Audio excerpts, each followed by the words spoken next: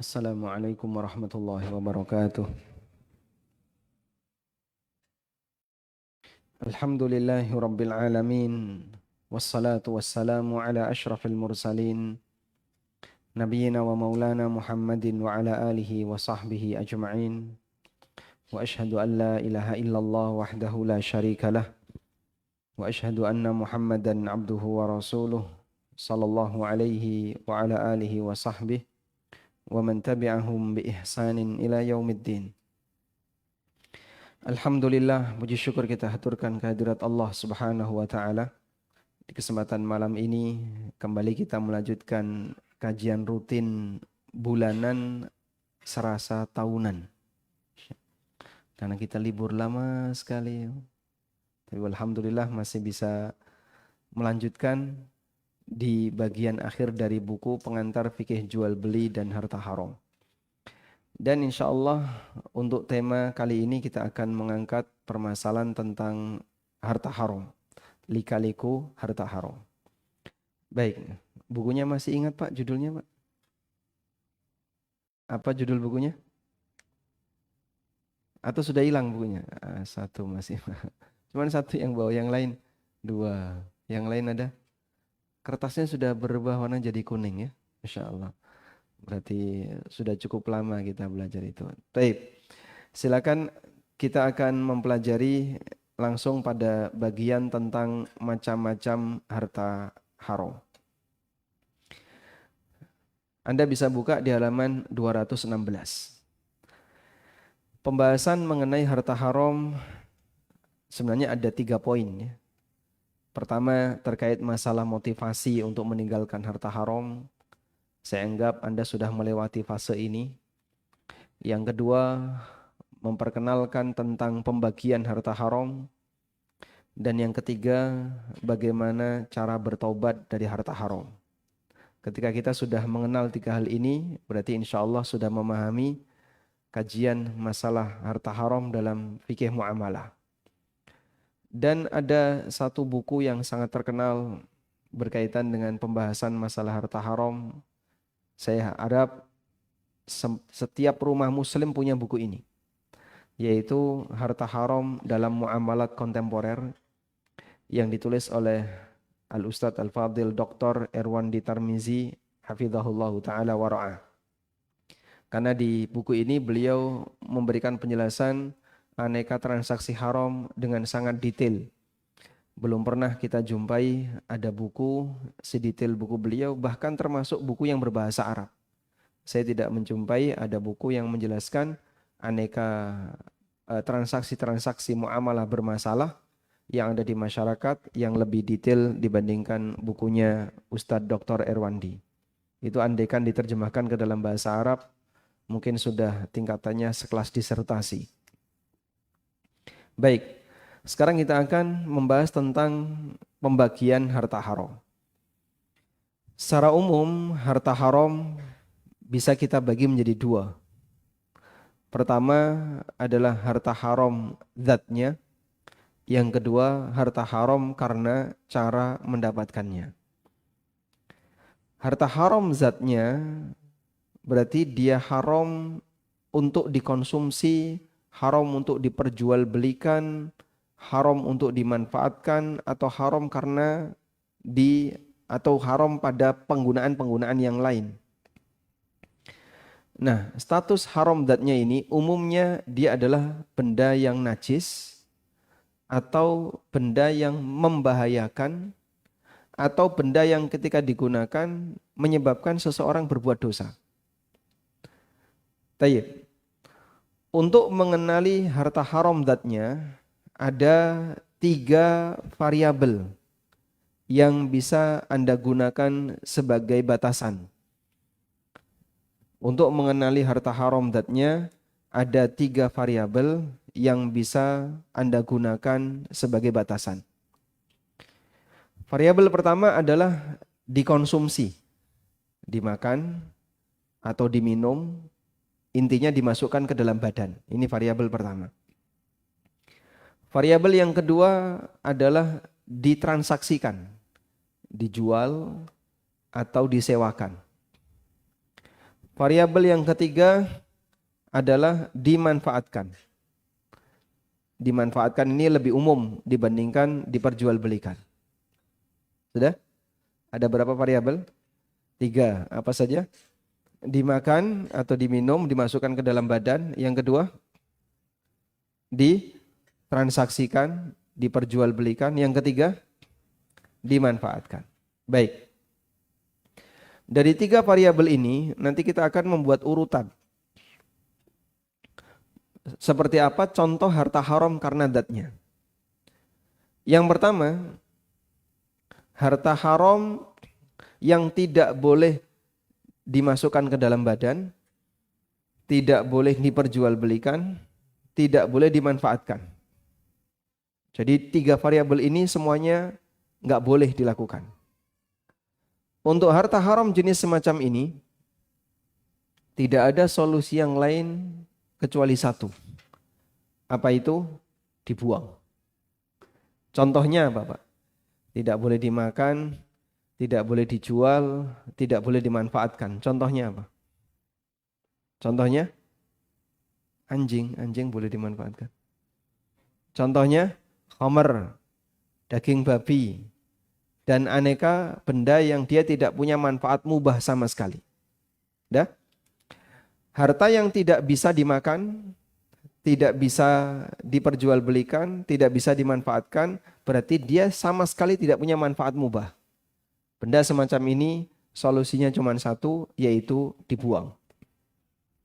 Ketika Allah mengharamkan khamr, Nabi SAW memerintahkan kepada para sahabat untuk membuang semua khamr yang mereka simpan. Sampai datang Abu Talhah radhiyallahu anhu, yang beliau menyampaikan keresahan yang beliau alami. Ya Rasulullah, ada beberapa anak yatim yang dia ditinggali oleh orang tuanya warisan berupa khamr. Karena sebelum khamr itu diharamkan, khamr termasuk salah satu di antara komoditas yang bisa diekspor. Sehingga menghasilkan duit, bisa menghasilkan keuntungan apabila dijual di daerah Syam, dijual di daerah Yaman, atau ke tempat-tempat yang itu dihuni oleh orang-orang Yahudi atau Nasrani. Tapi sebelum sempat dijual, Allah sudah mengharamkan khamr. Maka Abu Talha memperjuangkan gimana caranya agar harta warisan anak ini bisa diselamatkan. Ya, kalaupun tidak boleh diminum, paling tidak ada solusi yang lain. Nabi SAW tidak memberikan solusi kecuali satu. Ahrikha, tuang semuanya, buang semuanya. Maka Abu Talha mulai bingung, apa ya kira-kira yang bisa kita lakukan untuk menyelamatkan ini. Dia balik datang kepada Rasulullah SAW dan menyampaikan usulan solusi. Apa usulan Abu Talha? Ya Rasulullah, afala naj'aluhu khallan.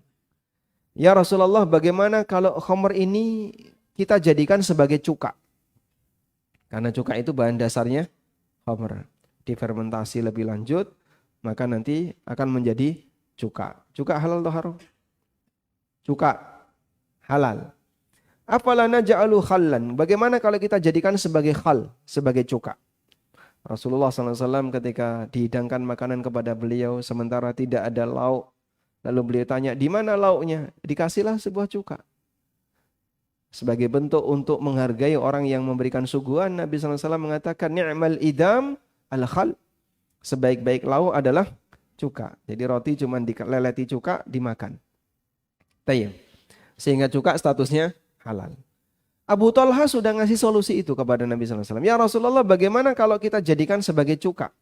Sehingga tetap bisa dipertahankan walaupun harganya lebih murah. Apa kata Nabi SAW? La ahrikha. Nggak boleh buang semuanya. Akhirnya khamr yang merupakan warisan anak yatim sekalipun tetap dibuang karena benda seperti ini tidak boleh dikonsumsi, tidak boleh dijual, dan tidak boleh dimanfaatkan. Ketika tidak ada manfaat mubah 100%, maka barang semacam ini solusinya cuma satu, yaitu dibuang.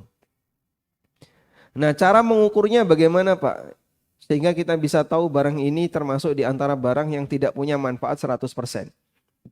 Di antara indikator yang bisa kita gunakan adalah Anda dekatkan dengan masjid. Kalau didekatkan dengan masjid itu cocok, bisa diterima, Maka insya Allah masih bisa kita sebut harta yang punya manfaat. Contoh, berhala. Misalnya. Ada orang mau wakaf berhala di Mabah, Masjid Abdurrahman bin Auf. Patung Kupolo. Ditaruh mana kira-kira? Hah? Di depan sini? Cocok nggak? Nggak cocok. Ditaruh di depan? Nggak cocok. Nggak uruk ya. Untuk uruk tanah. Sehingga benda seperti berhala 100% tidak punya manfaat mubah. Ketika dia tidak punya manfaat mubah, maka dalam agama ini benda yang tidak punya manfaat mubah solusinya cuma satu, dibuang, dihancurkan. Karena itu Nabi SAW setelah berhasil menaklukkan kota Mekah, beliau tidak meninggalkan satupun berhala. Berhala Uzza yang ditebang oleh Khalid, berhala Lata agak tertunda waktunya karena dikuasai oleh orang Taif. Meskipun mereka sudah mengajukan keringanan, ya Rasulullah, gimana kalau berhala Lata itu kita bongkar 3 tahun lagi. Jadi pasca Taif mau masuk Islam masyarakatnya, itu mereka mengajukan agar berhala Lata dihancurkan, ditunggu selama 3 tahun. Karena saking cintanya dia kepada berhala itu. Sampai minta penundaan selama 3 tahun. Nabi SAW nggak ngasih toleransi, nggak bisa. Tetap akan kami hancurkan. Kalau begitu beri kami waktu selama setahun, tetap nggak boleh, akan kami hancurkan. Kemudian beliau mengutus beberapa pasukan untuk menghancurkan berhala Lata. Baik. Maka mungkin berhala itu meninggalkan kenangan sejarah budaya. Tapi ini berbahaya bagi akidah. Dan mempertahankan kelestarian akidah yang lurus lebih penting dibandingkan mempertahankan situs budaya. Yang memungkinkan itu akan merusak akidah. Di zaman Umar bin Khattab radhiyallahu anhu, pohon yang dipakai untuk berbaiat pada peristiwa Bai'atur Ridwan yang Allah sebutkan dalam Al-Quran. Laqad radiyallahu 'anil ladzina yubayyi'unaka tahta syajarati. Allah telah meridhai orang-orang yang membaiat dirimu wahai Muhammad di bawah pohon. Pohon itu dijadikan sebagai tempat istimewa, tempat keramat oleh sebagian orang. Sehingga mereka sengaja datang ke pohon itu terus sholat. Ketika Umar mengetahui fenomena semacam ini, pohon ini diapakan? Ditebang. Padahal kalau bagi masyarakat kita, loh itu kan peninggalan budaya. Mengenang perjuangan beliau ketika melakukan Bai'atur Ridwan.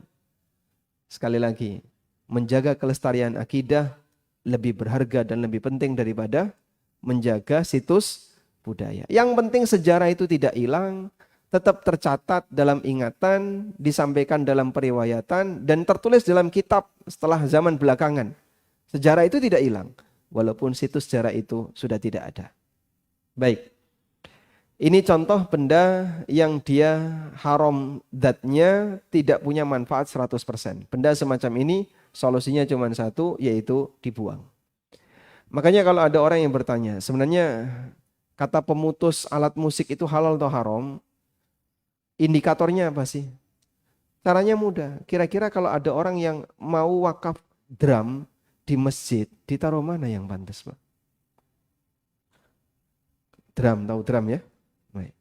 Ada satu paket drum, organ tunggal sama gitar. Ditaruh di depan ini. Ini mimbar ya. Kemudian di sini ada gitar. Di sebelah sini ada organ tunggal. Kira-kira gimana, Pak? Hilang pasti. Sandal aja hilang. Baik. Dan tidak mungkin karena benda seperti ini tidak cocok ketika ditaruh di masjid. Itu contoh benda haram zatnya yang tidak punya manfaat mubah 100%. Selanjutnya, 3 variabel tadi ya. Ada benda yang tidak boleh dimakan, kemudian tidak boleh diperjualbelikan, tapi boleh dimanfaatkan. Contohnya apa? Contohnya apa? Tidak boleh dimakan, tidak boleh diperjualbelikan, tapi boleh dimanfaatkan. Contohnya, ya, anjing. Ada anjing yang dikecualikan oleh Nabi SAW untuk dirawat. Anjing apa saja? Anjing pemburu, ini ada dalam Al-Quran. Terus, anjing penjaga tanaman, anjing penjaga binatang ternak, termasuk diantaranya adalah anjing penjaga keamanan manusia. Imam Ibnu Utsaimin rahimahullah menjelaskan, kalau menjaga ternak saja boleh dirawat, apalagi menjaga keamanan manusia. Maka anjing pelacak, anjing untuk keamanan itu boleh dirawat. Baik. Tapi anjing tidak boleh diperjualbelikan.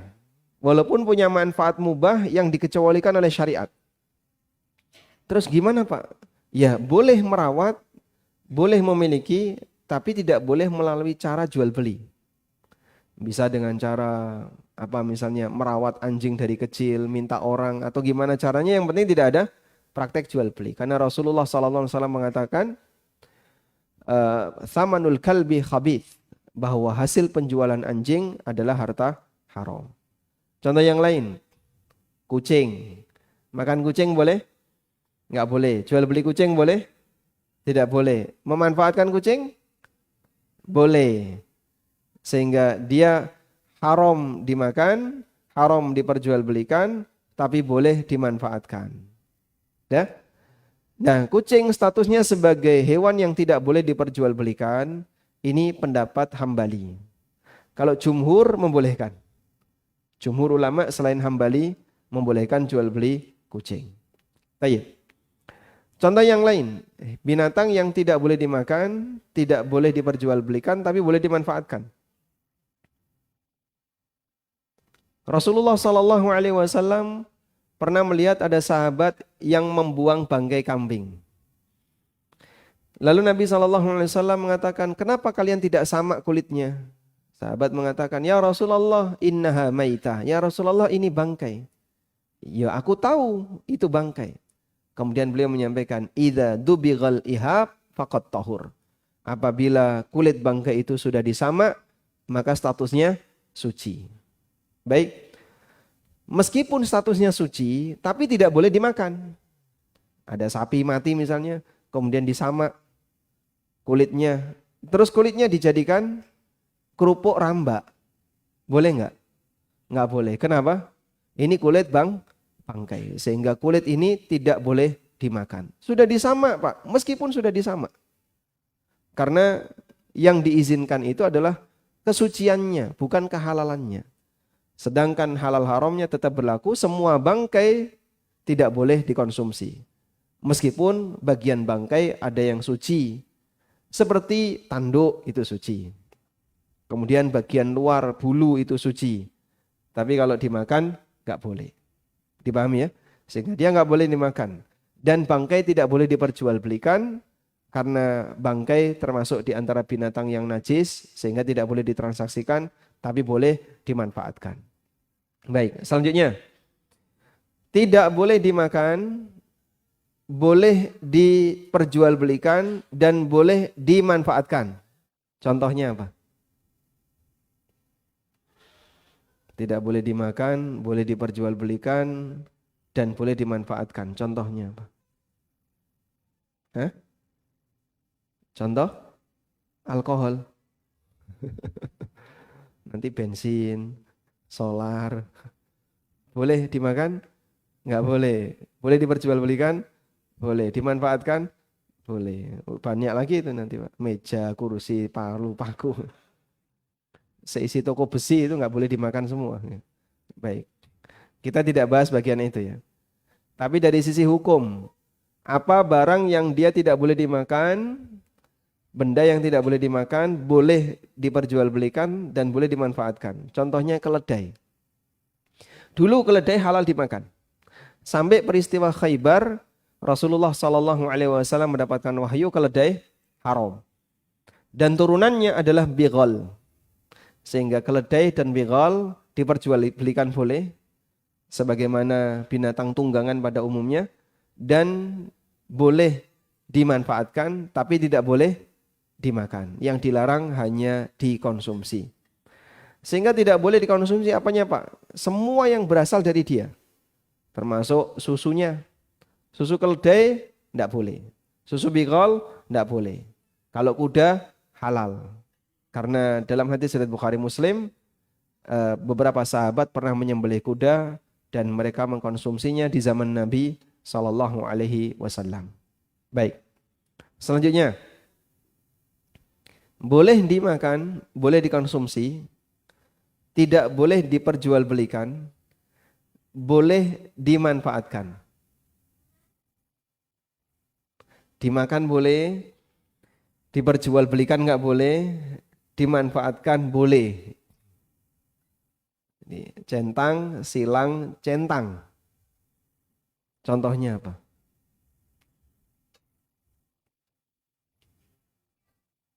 Apa mas contohnya mas? Semua yang disebut sebagai fadolatul insan, yang keluar dari manusia, boleh ditempel di manusia yang lain. Contohnya darah. Transfusi darah boleh? Boleh. Dimanfaatkan? Boleh. Tapi tidak boleh diperjualbelikan. Jual beli darah? Nggak boleh. Karena fadolatul insan tidak boleh diperjualbelikan. Baik. Yang lebih dekat misalnya ASI. Jual beli ASI gimana Pak? Apa hukum jual beli ASI? Nggak boleh. Tapi boleh dikonsumsi. Boleh dimanfaatkan. Sehingga yang dilarang hanya dijual belinya. Hasil korban bagi sahibul korban. Boleh nggak sahibul korban makan? Sahibul korban makan daging korbannya boleh nggak? Boleh. Memanfaatkannya boleh? Boleh. Misalnya kulitnya dia pakai untuk sepatu, misalnya dia buat tas pribadi dia, boleh. Yang nggak boleh apa? Diperjualbelikan. Sehingga di situ ada benda yang dia boleh dimakan, tidak boleh diperjualbelikan, dan boleh dimanfaatkan. Baik, kalau Anda bisa mengenali 3 variabel ini, berikut kombinasi yang ada, maka berarti Bapak sudah paham tentang hakikat harta haram dzatnya. Selanjutnya ada satu lagi, yaitu harta yang disebutkan oleh Ibnu Qayyim, dia halal dalam satu kondisi, tapi haram di kondisi yang lain. Statusnya haram di kondisi yang lain karena harta ini berpotensi dipakai untuk maksiat. Haram di kondisi yang lain karena harta ini berpotensi dipakai untuk maksiat. Berdasarkan hadis dari Imran bin Husain radhiyallahu anhu, beliau melarang an bai'is silah waqtal fitnah, jual beli senjata dalam situasi fitnah. Situasi fitnah yang dimaksud ada ketegangan di antara kaum muslimin. Ketika terjadi transaksi senjata dalam situasi fitnah, ada ketegangan di antara kaum muslimin, maka ada potensi senjata itu dipakai apa? Membunuh orang, dipakai melukai orang. Maka status benda ini halal dzatnya, tapi dia menjadi haram karena berpotensi dipakai untuk maksiat. Dan ini masuk dalam kategori harta haram karena cara mendapatkannya, atau harta haram karena dzatnya.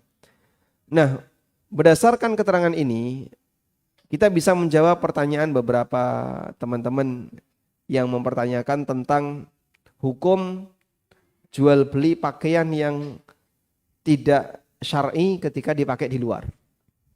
Misalnya, boleh nggak Pak jualan daster yang tidak menutup aurat, lengannya terbuka, kemudian bawahnya hanya sampai betis, dan itu tidak mungkin dipakai untuk keluar rumah karena jelas akan membuka auratnya. Jawabannya boleh bagi mereka yang memakainya di dalam rumah. Sehingga Anda kalau jualan semacam ini harus bisa memastikan konsumennya tidak akan menggunakan itu untuk keluar rumah. Bisa dipahami ya? Baik. Misalnya, contohnya misalnya dia tidak punya pengalaman untuk keluar rumah membuka aurat. Bahkan dia selalu pakai niqab misalnya. Kemudian beli daster. Nggak mungkin itu akan dipakai untuk acara walimah. Dan bisa dipastikan dia akan menggunakan itu di dalam rumah. Sehingga menjual seperti ini kepada yang bersangkutan hukumnya boleh. Tapi ketika yang beli orang yang akan menggunakannya untuk maksiat, maka Anda punya hak untuk melarangnya. Baik, sekarang ada pertanyaan. Apa hukum menjual pakaian wanita yang menutup aurat tapi penuh dengan warna? Misalnya bunga-bunga atau polkadot ya, atau warna-warna yang lain. Boleh atau tidak? Boleh atau tidak? Hah? Kita bagi jadi 3 kelompok ya. Kelompok 1, kelompok 2, kelompok 3 yang atas. Apa hukum menjual pakaian wanita yang di situ ada banyak motif warnanya? Baik. Coba Anda pertimbangkan ini ya. Ada kemajuan, ada kemunduran. Ada kemajuan, ada kemunduran. Jika yang memakai pakaian seperti itu, dia pakai jubah ya, menutup seluruh auratnya, cuman penuh dengan motif warna. Tapi orang ini sebelumnya dia memakai pakaian yang membuka aurat. Biasanya baju dia ya sampai sini Pak, sampai lengan. Kemudian dia pakai rok di atas betis dan kadang nggak pakai jilbab. Terus dia beli jubah yang menutup seluruh auratnya, cuman penuh dengan warna. Sudah? Ibu ini berpindah dari pakaian yang membuka aurat kepada pakaian yang menutup aurat tapi penuh dengan warna. Itu kemajuan atau kemunduran? Hah? Kemajuan. Berarti yang bersangkutan kalau beli itu boleh nggak? Karena yang terjadi perbaikan, bukan kemunduran. Lain halnya kalau yang sudah biasa pakai pakaian yang gelap, kemudian dia hijrah. Kok hijrah ya? Ini berarti apa? Unhijrah. Dia balik ke belakang terus memakai pakaian seperti tadi. Nah ini kemunduran. Sehingga yang bersangkutan ya dinasihati. Pakaian kamu sebelumnya sudah bagus. Kalau kau pakai seperti ini, nanti yang terjadi adalah kemunduran. Sehingga konsumennya harus bisa dipilih. Ini kemajuan ataukah kemunduran. Dipahami insya Allah? Baik. Berikutnya kita beralih kepada status harta haram datnya. Harta haram datnya berpindah kemanapun tetap haram. Sehingga harta seperti ini tidak bisa diberikan kepada fakir miskin. Ini kan haram datnya, kasihkan saja ke fakir miskin. Oh enggak boleh. Babi dikasihkan ke fakir miskin tetap daging babi. Boleh enggak dia mengkonsumsi? Enggak boleh. Kecuali pada satu kondisi. Orang boleh memanfaatkan harta haram datnya jika dalam keadaan terpaksa. Allah Subhanahu wa taala memberikan pengecualian itu. Ketika menyebutkan beberapa hal yang Allah haramkan. Allah haramkan bangkai, Allah haramkan daging babi, Allah haramkan hewan yang disembelih karena selain Allah. Kemudian Allah haramkan darah, lalu Allah sebutkan barang siapa yang dalam kondisi terpaksa. Sehingga kalau dia dalam kondisi terpaksa, misalnya kelaparan dan tidak mungkin dia bertahan karena akan mati, jika dia bertahan, maka dia boleh mengkonsumsi bangkai, dia boleh mengkonsumsi daging babi misalnya, atau mengkonsumsi binatang-binatang haram yang lainnya. Baik. Sekarang kita beralih kepada harta haram karena cara mendapatkannya. Harta haram karena cara mendapatkannya secara umum dibagi menjadi dua. Pertama, harta haram yang didapatkan melalui cara dolim. Harta haram yang didapatkan melalui cara dolim. Dolim dengan semua aneka ragam kedoliman. Baik bentuknya dolim dengan kekerasan maupun dolim tanpa kekerasan. Contoh dolim dengan kekerasan apa Pak? Pemaksaan, mengambil hak orang lain dengan keras, dan seterusnya. Ada dolim tanpa kekerasan. Dolim dengan cara menipu, dolim dengan cara ngapusi, dan seluruh turunannya. Intinya semua tindakan kezaliman kemudian itu menghasilkan sesuatu, maka harta tersebut haram karena cara mendapatkannya dan didapatkan dengan cara zalim. Baik. Untuk harta haram dengan cara zalim, solusinya cuma satu. Apa solusinya? Kembalikan kepada pihak yang dizalimi. Karena harta haram dengan cara dolim bisa dipastikan yang bersangkutan mendolimi yang lain. Berarti harta ini punya pemiliknya. Maka dia wajib untuk mengembalikan harta itu kepada pemiliknya. Kembalikan harta itu kepada pemiliknya. Itulah solusinya. Baik dolim ini dilakukan dalam posisi dia sudah kenal sunnah maupun dalam posisi belum kenal sunnah. Sudah ngaji maupun belum ngaji. Bahkan termasuk dalam posisi ketika dia masih anak-anak, belum balik. Misal ya, ada anak kecil misalnya. Dia di usia SD mengambil harta temannya.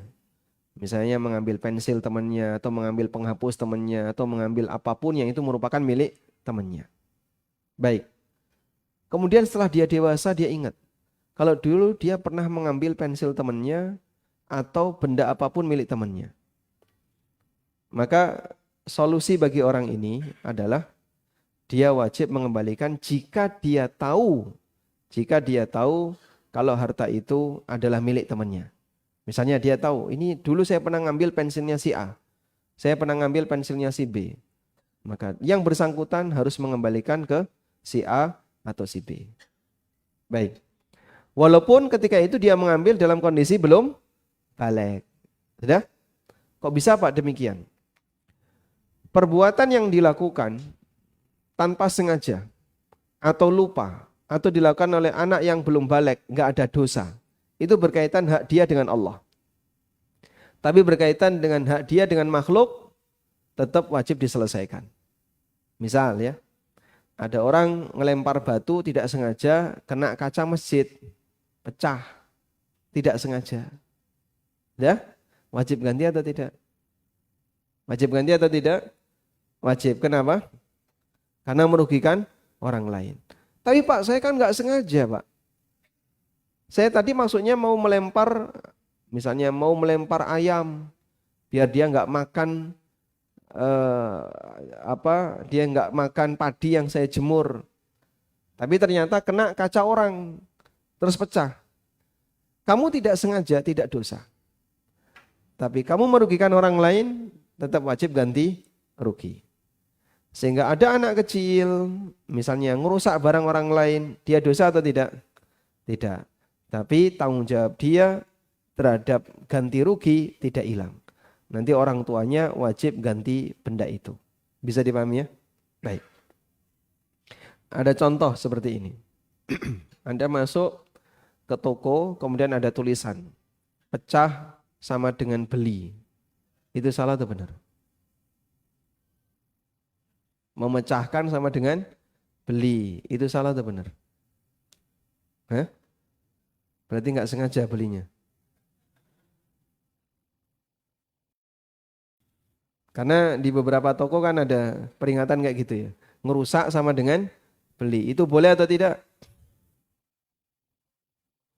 Boleh nggak Mas? Yang jualan gerabah itu. Nyenggol pecah sama dengan beli. Itu boleh atau tidak? Ya. Ungkapan sama dengan beli itu aslinya adalah ganti rugi. Sehingga diungkapkan pecah sama dengan beli, tapi maksudnya adalah memecahkan wajib ganti rugi. Dan memang orang yang merusak barang orang lain, dia berkewajiban untuk ganti rugi. Maka saat dia pecahkan benda itu, ya status dia sebagai orang yang merusak benda orang lain, dia wajib ganti rugi. Baik. Maka mendolimi orang lain jika disengaja pelakunya berdosa dan wajib ganti rugi. Jika tidak disengaja berlaku kalimat Rabbana la tu'akhidna in nasina au akhtana. Ya Allah, jangan kau menghukum kami jika kami lupa atau kami keliru. Tidak ada dosa. Tapi tetap wajib ganti rugi karena ini menyangkut hak orang lain. Baik. Selanjutnya, harta haram yang didapatkan dengan cara zalim wajib dikembalikan kepada pemilik. Cara mengembalikannya gimana, Pak?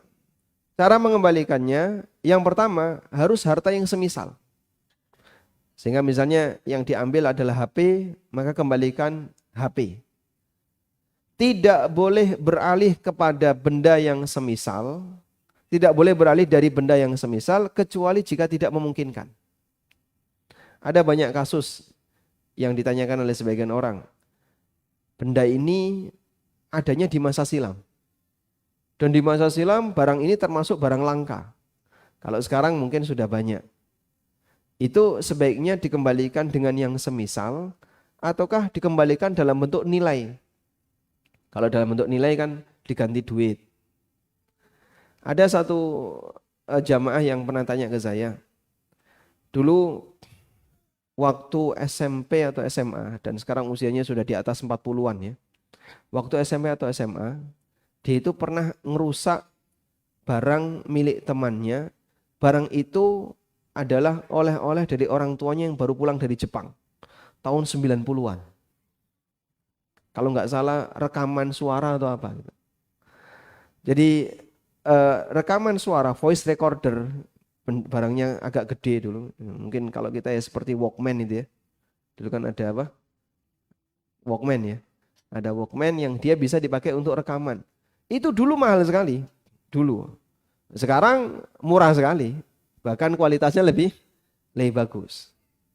Sudah? Terus sekarang mau diselesaikan. Pemiliknya yang dulu dia minta tolong gantikan dengan nilai. Gantikan dengan nilai. Nah, berapa? Dulu rupiahnya sekian. Itu kalau dikonversi ke zaman sekarang ya jadinya belasan juta. Masa voice recorder belasan juta. Tak gantikan voice recorder yang kualitasnya lebih bagus. Nggak mau dia. Voice recorder HP kan bagus ya. Udahlah kasihkan HP satu. Ini ada voice recordernya bisa punya manfaat yang lain lebih banyak. Dia nggak mau. Karena benda itu dulu harganya mahal. Nah, kira-kira solusinya gimana Pak? Kayak gitu. Itu kejadiannya mungkin sudah 20 tahun yang lalu, 30 tahun yang lalu, sekarang mau diselesaikan. Di mana selisih harganya mahal. Padahal barang elektronik masa silam cukup mahal. Nah, kalau digantikan dengan barang elektronik sekarang memang lebih canggih, tapi harganya lebih murah. Dia nggak mau dengan barang elektronik sekarang, dia maunya pakai duit. Kira-kira solusinya gimana? Sudah isya belum? Sudah ya, baik. Kita akan lanjutkan setelah mendengarkan adzan isya. Silakan Anda pikir sambil dzikir. Ya. Wassalamualaikum.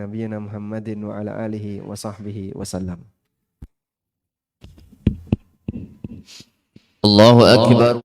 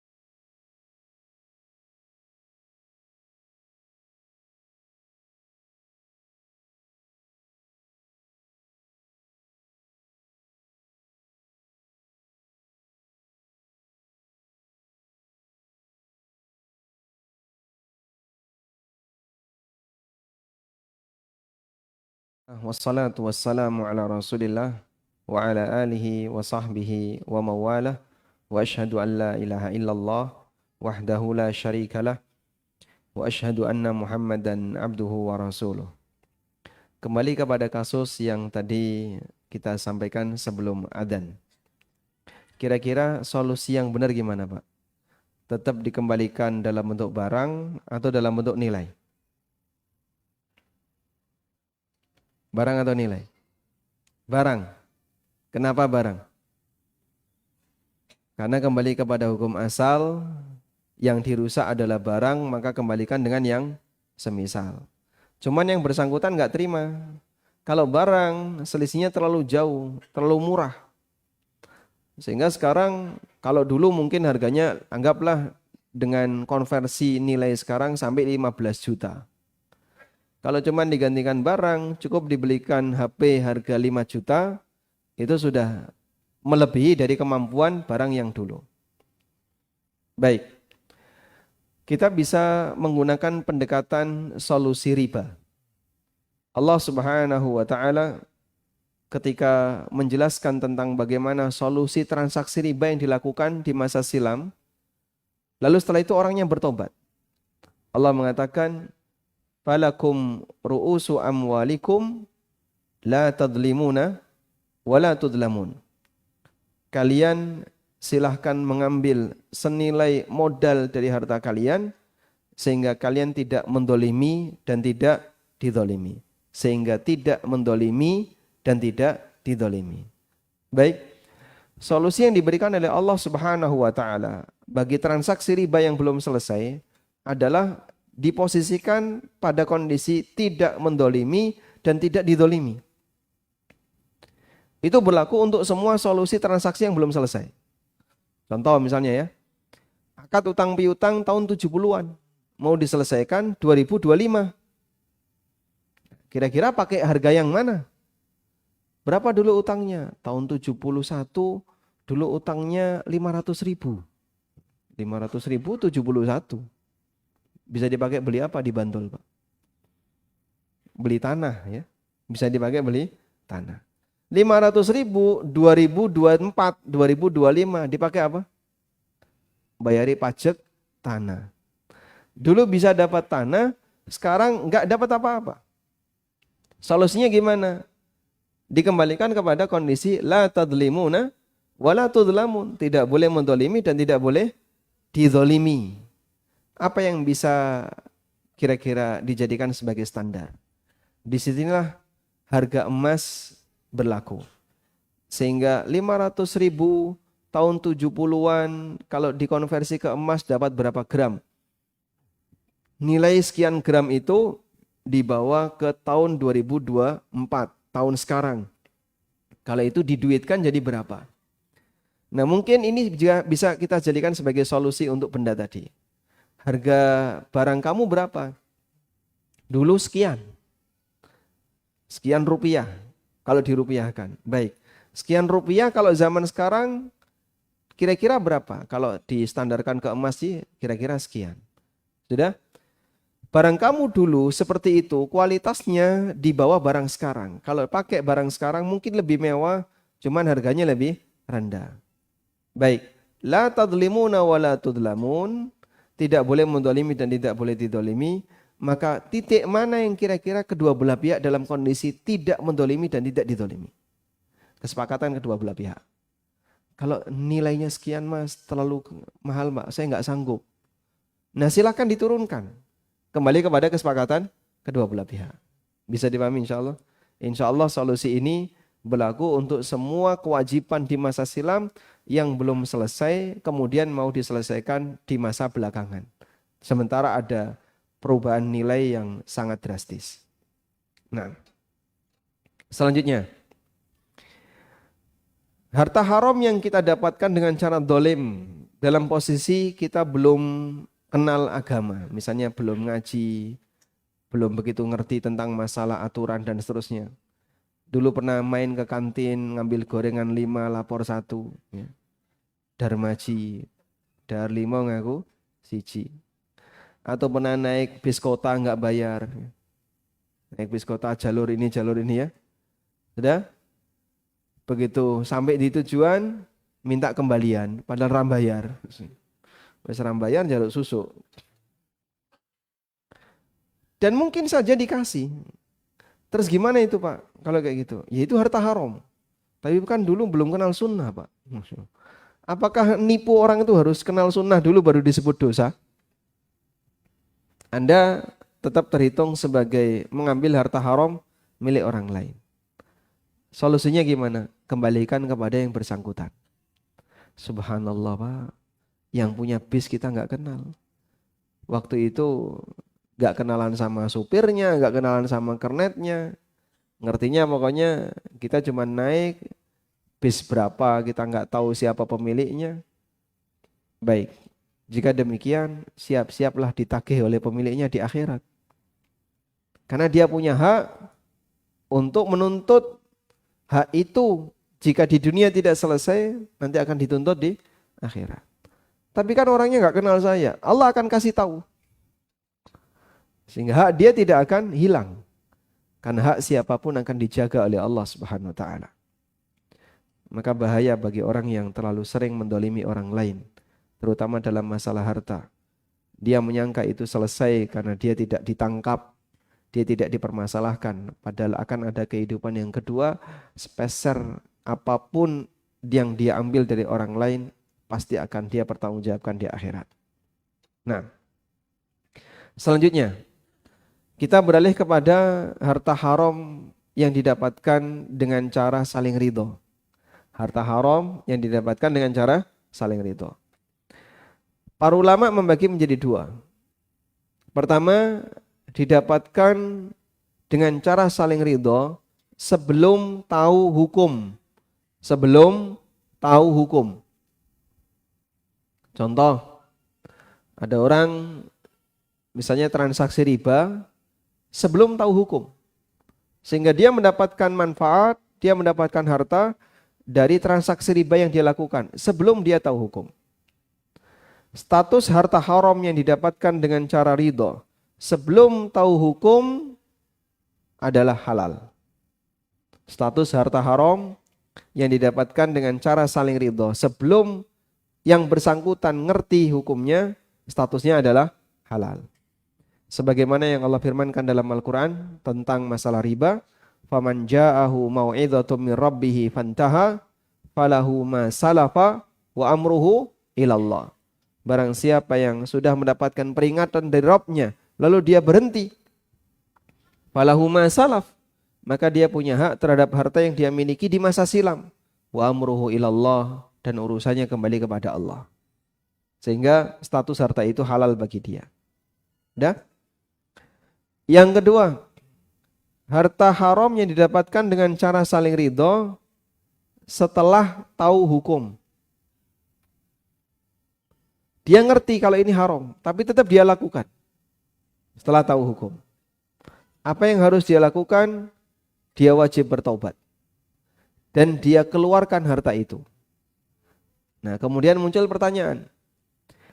Mengeluarkan harta itu apakah dikembalikan kepada pemilik? Apakah dikembalikan kepada konsumennya?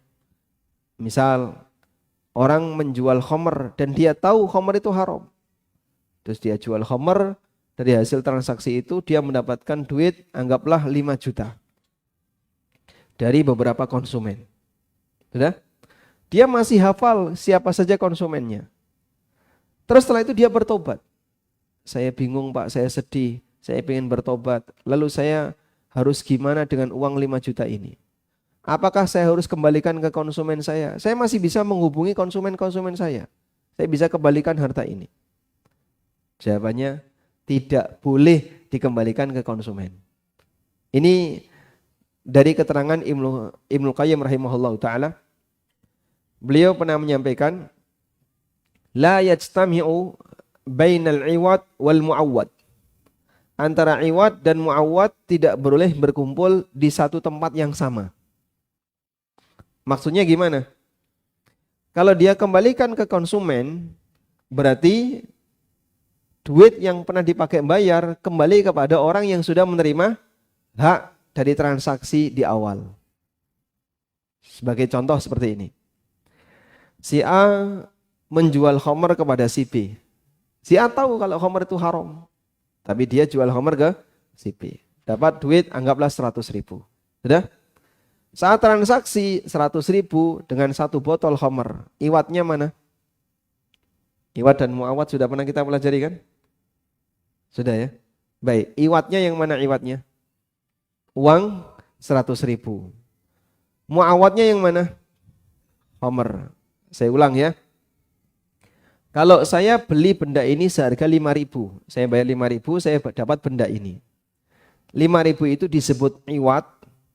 Benda ini namanya muawat. 5.000 namanya apa? Iwat. Benda ini barangnya namanya apa? Muawat. Paham ya? Baik. Dalam transaksi muawadot, transaksi komersil atau transaksi muawadot, iwat dan muawat itu berada di posisi yang berbeda. Iwat dibawa oleh pembeli, diserahkan ke penjual. Muawat dibawa oleh penjual, diserahkan ke pembeli. Sehingga terjadilah pertukaran iwat dan muawat. Paham ini? Baik. Si A menjual khamr kepada si B seharga 100.000. B membayar 100, si A dapat sebotol khamr. Sudah? Berarti terjadi pertukaran apa? Iwat dan muawat. Di sini paham? Baik. Lalu si A tobat. Si A tobat. Kalau si A mengembalikan 100.000 ke B, berarti dia sudah dapat sebotol khamr yang sudah dihabiskan dan dia dapat 100.000 kembali ke dia. Maka iwat dan muawat berkumpul pada satu orang. Paham ini? Berkumpul di mana? Di B. Si A mengembalikan uang itu ke B. Sehingga iwat dan muawat berkumpul pada B, berkumpul pada satu orang. Kata Ibnu Qayyim, la yajtami'u bainal iwat wal muawat. Antara iwat dan muawat tidak boleh berkumpul di satu titik yang sama. Insyaallah paham? Baik. Sehingga walaupun si A itu bertobat, tapi duit itu tidak boleh dikembalikan ke B. Karena dia dapatkan dengan cara saling ridho. Dia dapatkan dengan cara saling ridho. Beda dengan dolim tadi. Kalau dolim wajib dikembalikan. Tapi kalau saling ridho tidak ada keharusan untuk dikembalikan. Bahkan dilarang. Karena nanti iwat dan muawatnya berkumpul di satu titik yang sama. Pertimbangan yang lain adalah jika posisi B ini belum bertobat kepada Allah, maka akan memberikan ruang yang sangat luas bagi dia untuk semakin maksiat. Dia sudah mengeluarkan harta dia, tiba-tiba hartanya balik. Gara-gara si A bertobat.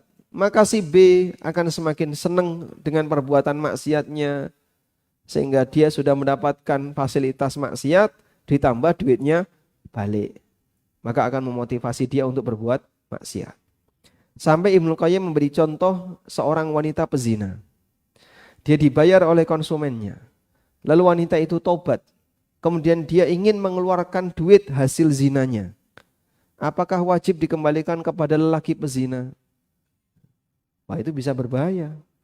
Nanti dia bisa nyari mangsa yang lain. Sehingga tidak boleh dikembalikan. Karena kalau dikembalikan berarti iwat dan muawat terkumpul pada satu orang. Dia dapat iwat yaitu uang. Dan dia sudah mendapatkan jasa layanan ya, yang haram dengan praktek zina yang dia lakukan. Bisa dipahami insya Allah? Baik. Selanjutnya, terus solusinya bagaimana kalau dia mendapatkan harta haram dengan cara saling ridho, kemudian dia mau bertobat. Dia keluarkan harta itu dan disalurkan untuk kepentingan bersama. Untuk kemaslahatan umum. Sebagaimana orang menyalurkan riba. Untuk fasum, untuk fasos, atau dikembalikan ke negara. Salah satunya diserahkan ke fakir miskin. Karena fakir miskin itu punya hak mendapatkan santunan dari negara. Wallahu a'lam.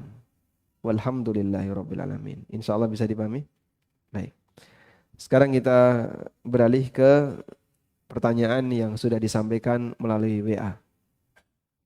Panitia mengirimkan 4 pertanyaan melalui WA dari para jamaah. Yang pertama, Assalamualaikum. Waalaikumsalam. Saya berencana mengambil pekerjaan menjadi guru seni budaya. Tapi ada keraguan karena pada mata pelajaran tersebut ada kurikulum tentang musik dan menggambar makhluk hidup. Bagaimana hukum menjadi guru seni yang demikian? Dan apa hukum uang yang diperoleh dari gajinya? Baik. Anda silahkan jadi seniman, tapi jadilah seniman yang bertakwa kepada Allah. Dan kita butuh ahli-ahli budaya, ahli seniman yang dia bertakwa kepada Allah. Karena coba Bapak Ibu bisa saksikan ya, nuansa seni di Indonesia itu mengarah kalau enggak kepada kesyirikan, kepada aurat. Sehingga yang dieksploitasi itu rata-rata adalah organ wanita. Dia misalnya bikin patung aurat wanita, bikin. Jadi kalau enggak yang memicu timbulnya syahwat bagi mereka kurang begitu nyeni. Itu seni yang dimiliki oleh orang-orang Indonesia. Dia mungkin belum bisa berkarya seperti orang-orang barat ya. Seniman barat kan Masya Allah ya. Dia di samping ilustrator juga punya kekuatan, punya daya sains sehingga bisa memadukan seni dengan sains, jadilah seni yang bagus, yang lebih bernuansa sains. Nah di Indonesia kemampuan itu mungkin bagi sebagian seniman belum mampu, nggak ada kemampuan seperti itu. Akhirnya yang dieksploitasi hanya wanita. Dulu ya mungkin Bismillah. Ada apa di situ Pak? Sesuatu yang dipukul gitu. Dulu ya gaya seninya orang-orang barat kan eksploitasi wanita. Nah sekarang mungkin mereka sudah tinggalkan itu. Maka kita butuh teman-teman seniman yang bertakwa kepada Allah, yang ngerti tentang batasan-batasan syar'i, dan Anda sampaikan kepada seniman yang lain gimana caranya bisa membuat sebuah karya seni tapi tidak berbau dosa dan maksiat.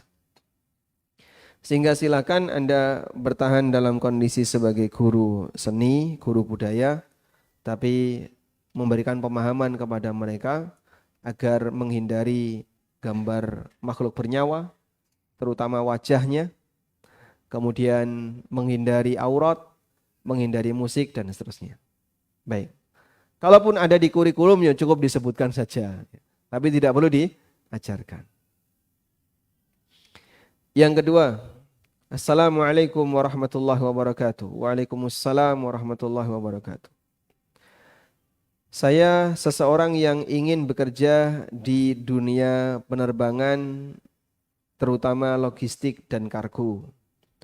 Kadang barang yang dikirim berupa barang yang zatnya haram seperti khamr dan daging babi. Pertanyaannya, apakah berdosa karena terlibat dalam pencatatan dan pelayanan kargo tersebut? Nah, apakah pekerjaan ini lebih baik saya hindari? Bedakan dua hal ini Pak, antara berdosa dengan status pendapatan. Antara berdosa dengan status pendapatan. Penjual gorengan di pasar, jualan gorengan halal atau haram? Halal. Tapi karena di pasar, namanya pasar Pak, ada nggak Pak pasar anti ikhtilat? Pasar 0 ikhtilat, 0 musik, 0 riba, 0 maksiat. Ada? Nggak ada. Baik, kita nggak jumpa. Pasar kasongan gitu nggak?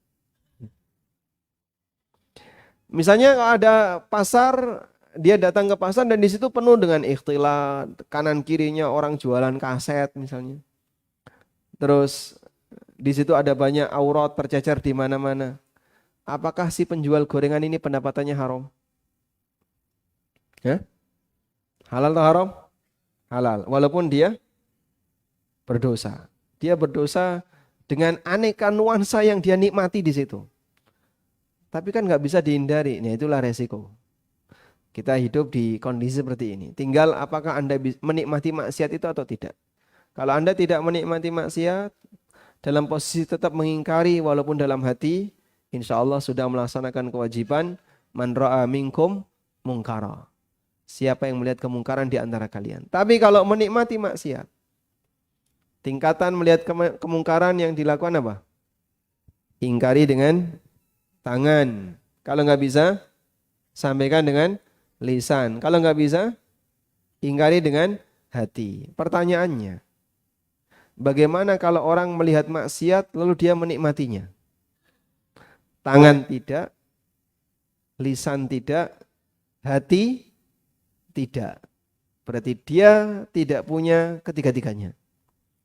Padahal yang terakhir dikatakan oleh Nabi SAW, falyughayyir biqalbihi, dia mengingkari dengan hatinya. Dikatakan oleh Nabi SAW, wadzalika ad'aful iman. Dan ini iman yang paling rendah.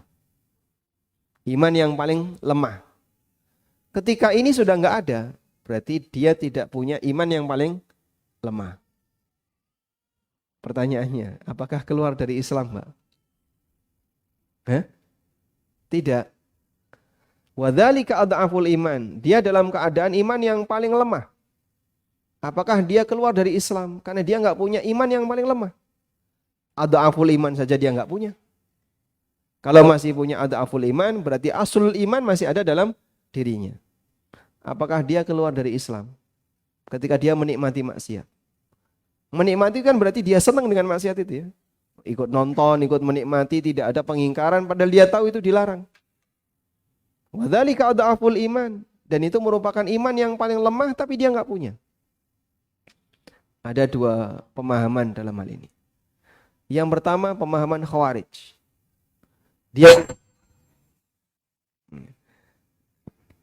Ada dua pemahaman dalam hal ini. Yang pertama, pemahaman Khawarij. Dia dianggap keluar dari Islam. Karena dalam penilaian dia, ketika itu merupakan iman yang paling rendah, berarti saat dia enggak punya, maka dia tidak punya derajat iman yang paling rendah. Dia keluar dari Islam. Kita tinggalkan paham ini. Yang kedua, pemahaman ahlu sunnah. Bagaimana pemahaman ahlu sunnah?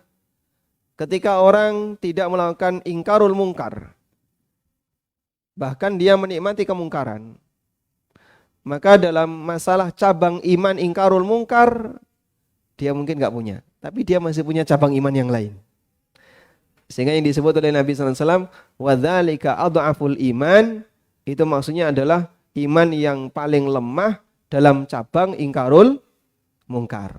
Bukan semua cabang iman. Dia masih punya cabang iman salat, dia masih punya cabang iman ikrar la ilaha illallah, dia masih punya cabang iman rasa malu, dia masih punya cabang iman yang lain. Ketika dia masih punya cabang iman yang lain, berarti imannya tidak hilang dalam dirinya. Bisa dipahami ya? Baik. Dan ini tidak mempengaruhi kehalalan pendapatannya. Penghasilannya tetap halal walaupun bisa jadi dia berbuat maksiat. Kembali kepada karyawan tadi, Pak. Karyawan ini bekerja di unit usaha yang halal atau tidak? Halal. Kargo halal ya? Sudah? Tapi terkadang ada konsumen yang haram. Ada konsumen yang dia mengambil jasa, misalnya ngantar daging babi atau ngantar khamr. Baik. Penghasilannya halal atau haram? Lihat yang dominan. Kalau dominan yang diantar adalah mubah, maka pendapatannya halal. Anda silakan bertahan.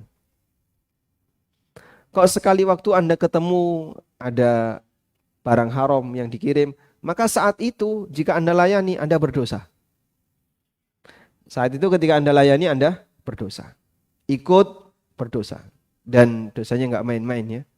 10 yang dilaknat oleh Rasulullah SAW karena khamr. Salah satunya adalah yang nganter. Termasuk diantara yang dilaknat karena khamr. Tapi kalaupun itu terjadi pada pekerjaan Anda, pendapatan Anda yang lain masih halal. Hanya ada noda ini yang menyebabkan hasil ini haram. Maka nanti Anda lihat kira-kira nganter khamr ini berapa persen.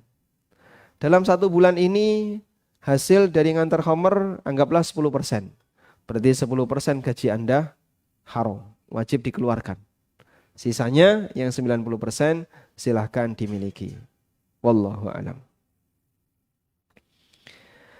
Apakah produk yang belum ada BPOM? Apakah produk yang belum ada BPOM-nya termasuk ilegal dan batal akad jual belinya? Contoh produk salep herbal dari Cina yang belum BPOM tapi sudah terjual banyak di Indonesia, di marketplace dan lain-lain, barangnya aman. Bagaimana hukumnya? Bukan syarat transaksi yang legal secara syar'i harus dilegalkan oleh BPOM. Badan P-nya itu apa? Pengawas obat dan makanan. Ada banyak sekali makanan di pasar yang nggak ada label BPOM-nya. Getuk, ya, cilok, cireng, gorengan, terus pukis. Penjual pukis banyak nggak? Banyak ya. Baik. Dan itu semuanya nggak ada BPOM-nya. Bapak tanya BPOM-nya mana mas? Rasa tuku mas. Getuk nunggu BPOM rasido. Dan banyak sekali ya produk-produk yang ada di pasar tanpa BPOM. Transaksinya gimana? Halal atau haram?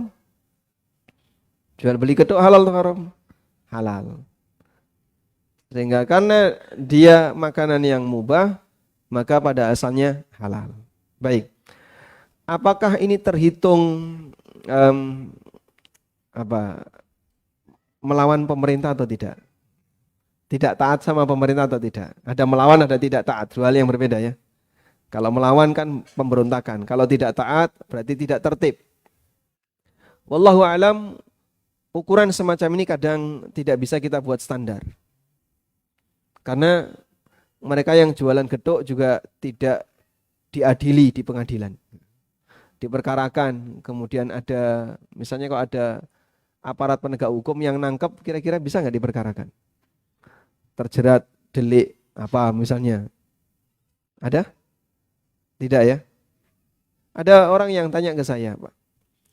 Kalau nikah tanpa dicatat di KUA itu apakah termasuk pernikahan yang tidak legal? Sehingga pernikahan yang tidak mengikuti aturan negara. Ya kalau tidak mengikuti aturan negara mungkin betul. Karena negara memberikan perlindungan agar pernikahan itu dicatatkan. Cuman apakah itu masuk dalam kategori pemberontakan? Tidak. Karena negara tidak menyebut bahwasanya nikah yang tidak di KUA berarti dia ciri teroris kan. Enggak ada kan standar teroris nikahnya tidak dicatat di KUA. Ada enggak kayak gitu? Enggak ada. Mungkin Anda bisa tanya ke Badan Pengawas Terorisme. Tidak ada standar terorisme nikah tidak dicatat. Dan negara juga tidak mempermasalahkan orang yang nikah tanpa KUA. Cuman nggak ada pelindungan dari negara. Sehingga kalau ada masalah, kemudian mau melibatkan negara, ya negara tidak ikut campur. Nggak bisa, karena tidak ada pelindungan dari negara. Intinya nikahnya sah secara syar'i dan tidak masuk pada kategori telah melawan negara. Wallahu a'lam. Bagaimana jika masih ada sisa-sisa barang haram pada harta kita? Sedangkan itu satu-satunya alat yang sekarang saya gunakan untuk berdagang. Barang itu dulu saya dapatkan dari hasil judi. Insyaallah. Judi menang dapat gerobak ini. Gerobak jadikan satu-satunya alat untuk berdagang. Tayyib. Ada penjelasan yang pernah disampaikan oleh Syekhul Islam tentang orang yang menggunakan harta haram sebagai modal usaha. Beliau menjelaskan begini. Ketika yang bersangkutan tidak punya harta yang lain selain itu, boleh enggak dia manfaatkan untuk modal usaha? Dan fatwa yang beliau sampaikan boleh, tapi statusnya jadi utang. Boleh, tapi statusnya jadi utang. Statusnya jadi utang gimana, Pak? Anda dapatkan itu dengan cara haram. Kira-kira nilainya berapa? Nilainya anggaplah 10 juta. Lalu Anda gunakan untuk bekerja. Maka Bapak punya utang senilai 10 juta yang harus Bapak keluarkan dari hasil kerja itu. Nah, nanti setelah 10 juta Anda keluarkan, sisanya silakan diambil, silakan dimiliki. Karena kewajiban Anda untuk mengembalikan senilai harta yang Anda ambil dari harta haram sudah Anda tunaikan. Ini solusi yang beliau berikan sehingga bagi mereka yang memiliki harta haram tetap bisa memanfaatkan harta itu untuk sementara waktu sebagai penunjang dia untuk mengembangkan usaha. Wallahu a'lam. Baik, walhamdulillahirabbil alamin. Demikian yang bisa kita bahas di kesempatan kali ini. Semoga bermanfaat. Wassallallahu ala nabiyyina Muhammadin wa ala alihi wa sahbihi wasallam. Wa akhiru da'wana alhamdulillahi rabbil alamin. Wassalamualaikum warahmatullahi wabarakatuh. Waalaikumsalam warahmatullahi wabarakatuh.